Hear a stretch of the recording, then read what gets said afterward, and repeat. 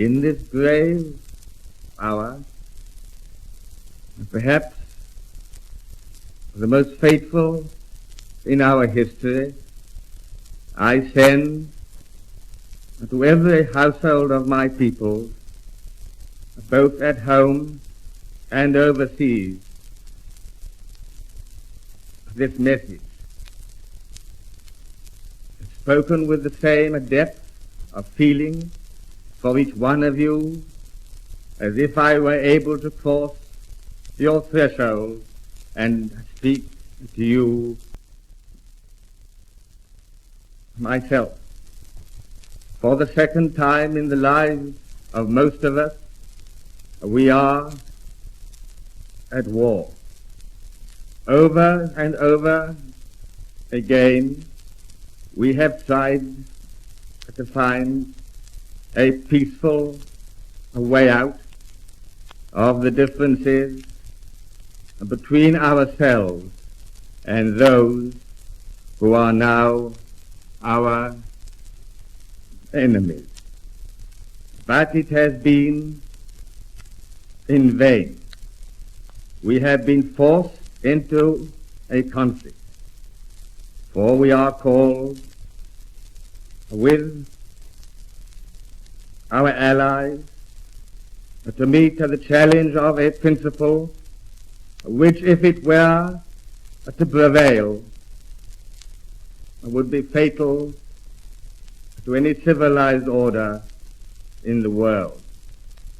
It is the principle which permits a state in the selfish pursuit of power to disregard its treaties and its solemn pledges, which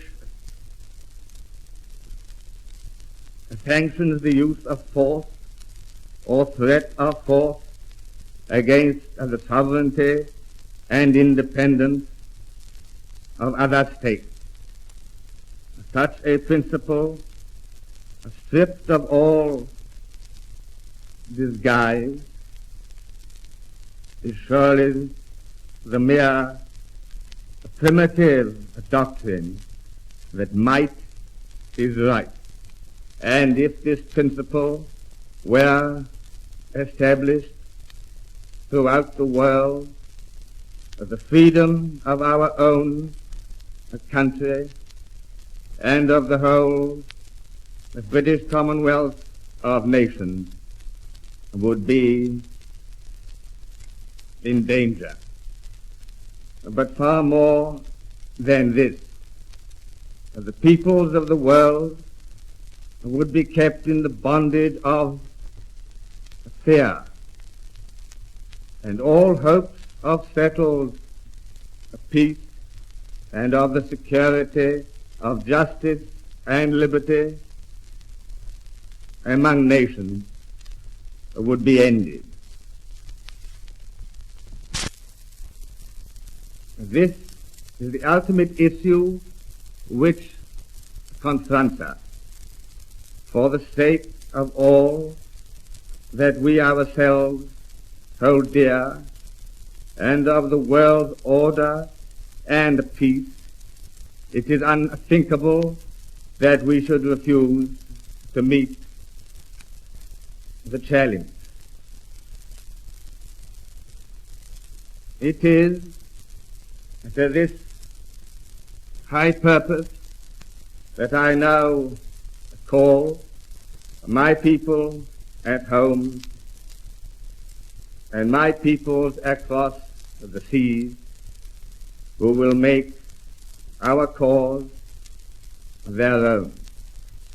I ask them to stand calm and firm and united in this time of trial.